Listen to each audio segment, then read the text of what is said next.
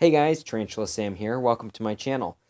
Today, for this video, I'm going to do a little bit more of an involved arboreal tarantula build video for you guys. I'm going to try and just film the whole process. I know some of you guys have mentioned that you would like me to do this. I need to do a rehouse, so I'm going to try my best to film a build video for you guys.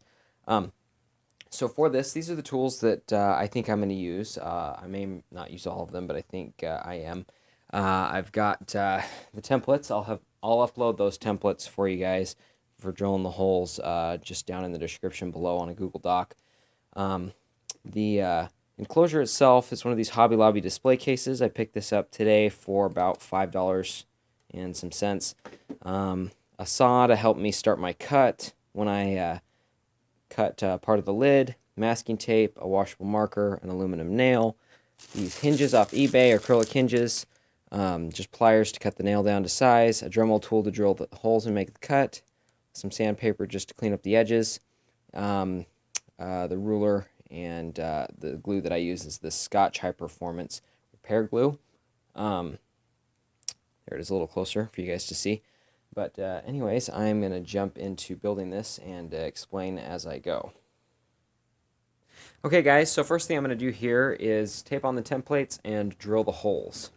So I'm going to speed the camera up a little bit so this doesn't drag on.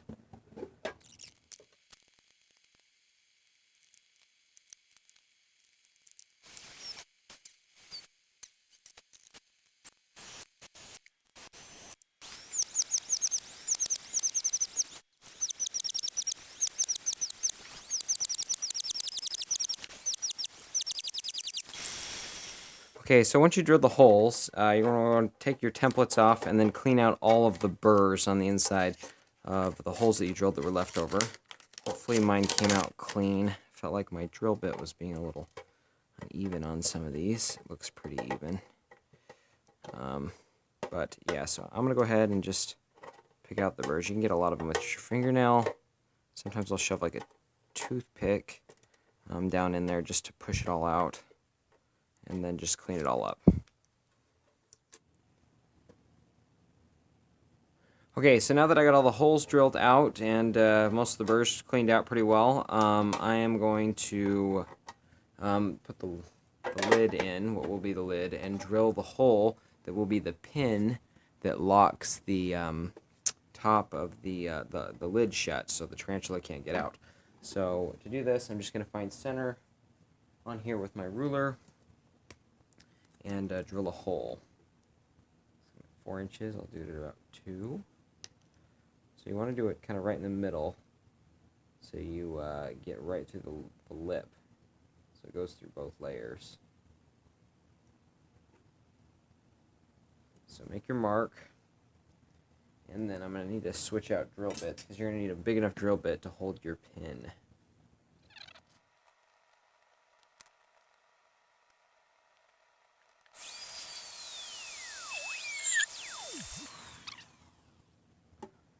So as you can see, I went through both layers on the lip here. So there's a hole in both the lid and the container.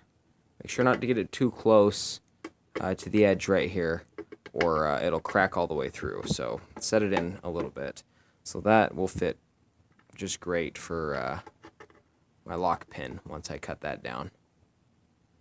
So that's how that works. Okay, so at this point I've drilled all the holes that I'm going to need to drill in the container, both the vents and the hole that will hold the lock. Next thing I'll need to do is cut the portion of this lid that will be the part that holds the substrate here in the bottom of the container.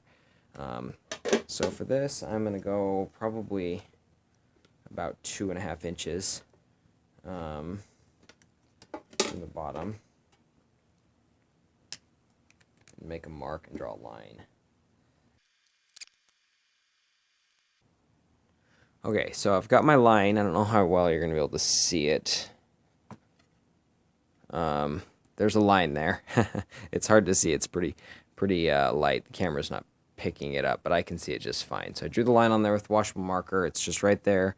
Now I'm going to cut it with a cutting wheel on my Dremel. I'll probably use this little handsaw to start getting me through the edge, because the edge is pretty thick right there and my cutting wheel will not make it all the way through that.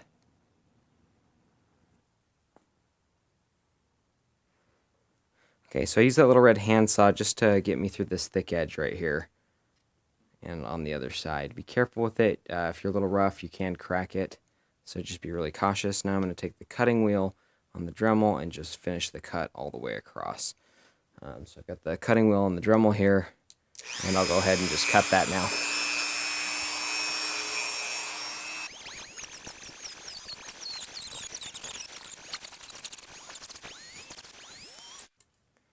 Okay, now that I got that cut, I'm going to go ahead and just clean off these edges a little bit, smooth them out. They're a little uneven, and then just make it clean it up, make it look nice.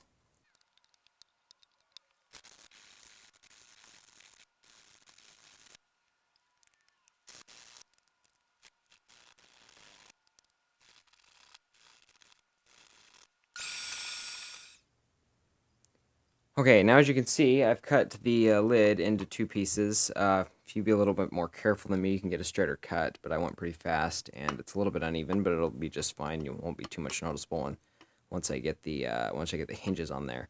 As you can see, these will slide in here and be a little bit looser now since I removed that material. But what's going to end up happening is I'm going to put these hinges that I have. I got these on eBay. Got about 24 of them for about $4. These little acrylic hinges, but I'll end up having one about there.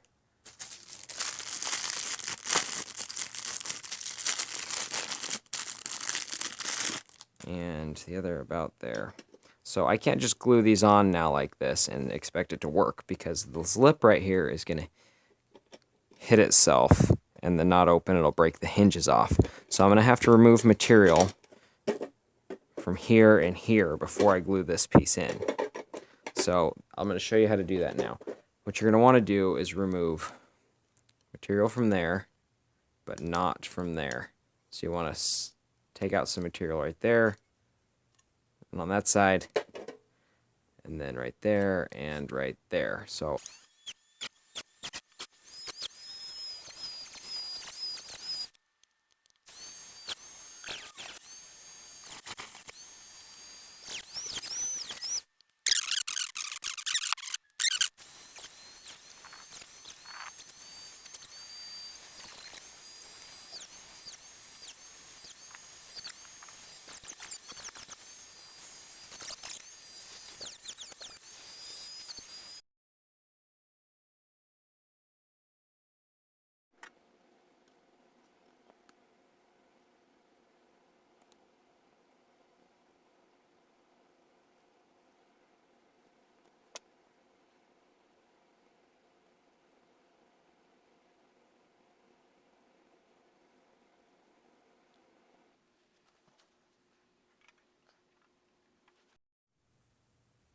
okay, so I wanted to get my hinges spaced evenly, so I measured out and put some tape in the middle to get these spaced evenly.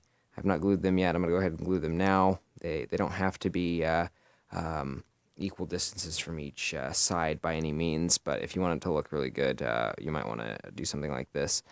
So I've got this tape on here to help me just line this all up. So now I'm going to go ahead and glue these hinges on.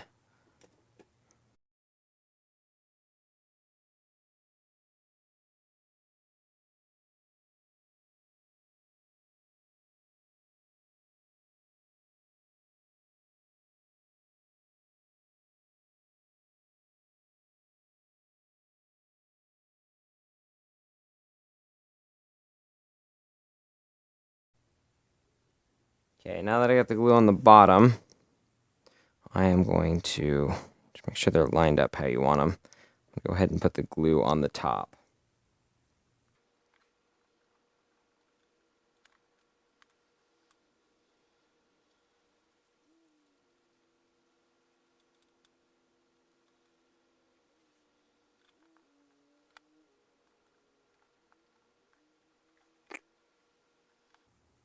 Okay, so to get this bonded really well, I'm going to have to put weights on these. I usually use like canned vegetables or something to kind of weight this down.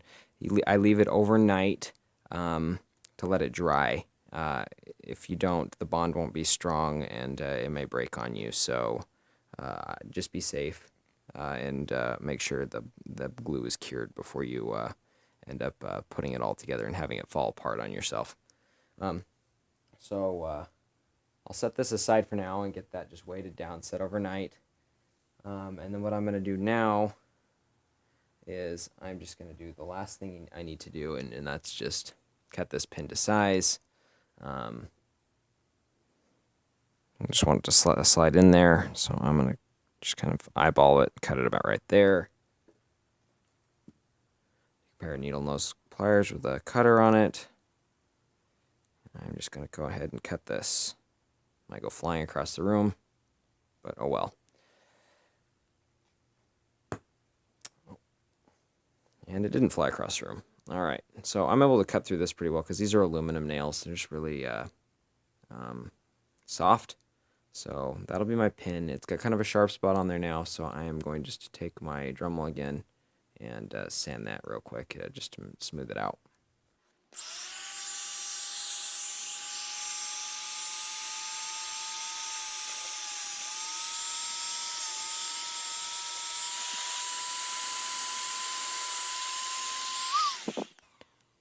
Okay, so I got that smoothed down. Make sure there's no sharp edges, cut yourself. And that will now work great. Anyways, so I'm going to set this aside overnight and then show you guys in the morning when it's dry and complete. Okay guys, so I let this dry overnight. I went ahead and took off the soup can, which I had just sitting right there to apply some pressure on that base piece that'll stay glued in. And took off the tape as well that I had there as a spacer for placing those hinges. I think this thing's going to work out great. If I pull the little lock pin out right here, as you can see, this is in there to keep the door from opening. If I take that out, it opens all the way to the floor, and I think this will work out great. A few things with this that I could have improved upon is you notice the squeak, and that is because the cut isn't perfectly straight across. It slants down a little bit, making this hinge a little bit lower than that one, and that's causing a little bit of rub as the door opens. If you do a better job like I did on this one, the door will open more silently. But the problem with this one is I did not remove enough material, and that is as far as this door opens. Unlike this one where I corrected that, and this door will open all the way to the floor. So there is my step-by-step tutorial for those of you who had asked on how to make this. I hope this was helpful. If you have any questions or comments, go ahead and leave those below. Again, I upload the videos like this every so often on enclosure making and just tips I've learned on keeping tarantulas. If this kind of thing interests you, you can subscribe to my channel as well. If you like this video, please give me a thumbs up. Thanks.